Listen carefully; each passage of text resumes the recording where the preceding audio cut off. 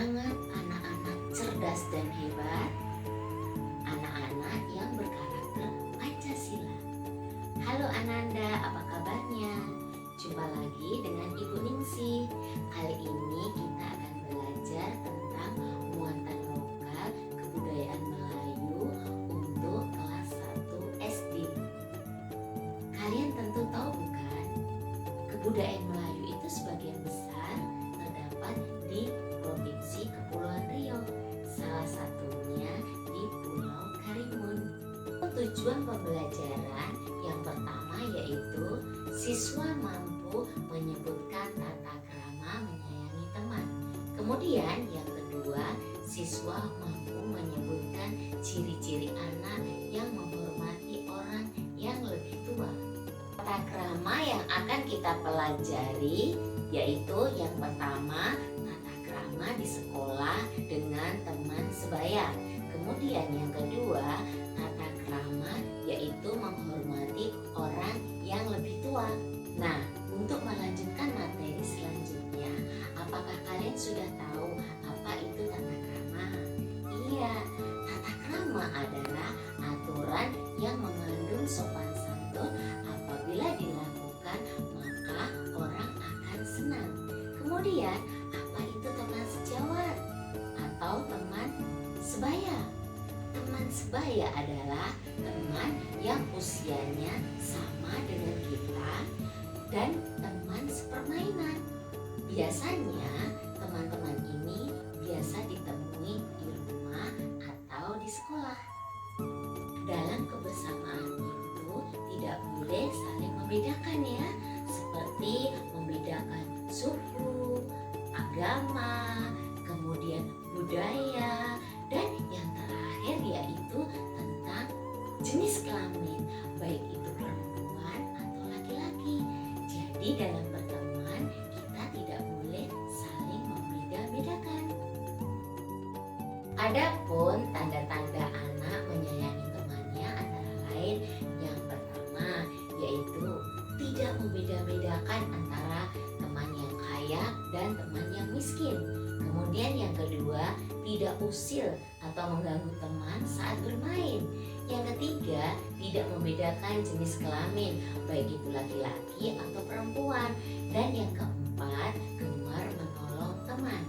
Tapi perlu diingat ya, dalam hal melakukan tolong menolong harus dilakukan dalam tolong menolong kebaikan.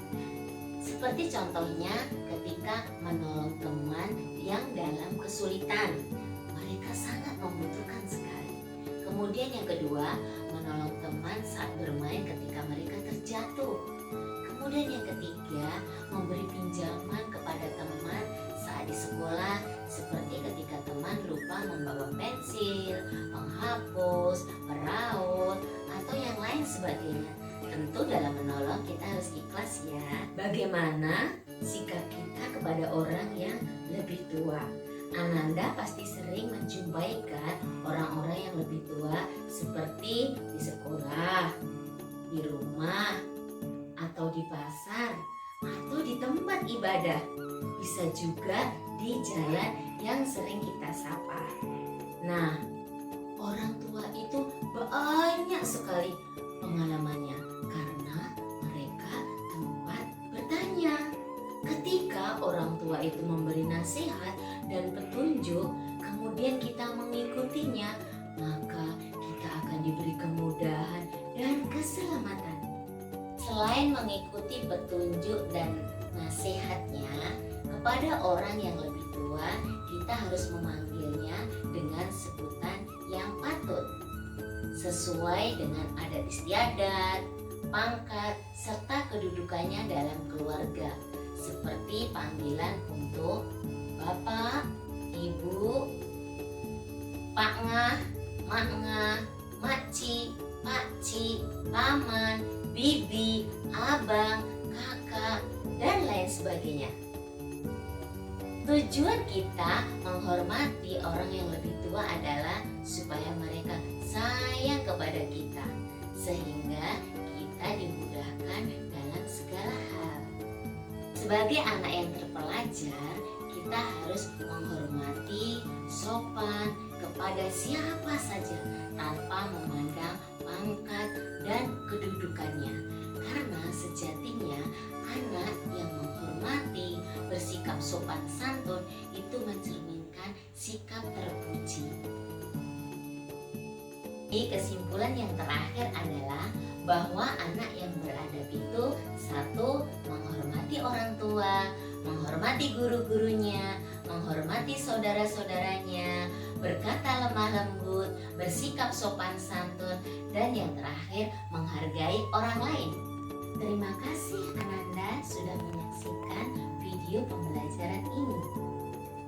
Berangkat belayar ke Pulau Belat. Banyak kapal berderet sejajar. Tetap semangat anak-anak hebat. Jangan lupa selalu rajin belajar. Terima kasih. See you, bye-bye.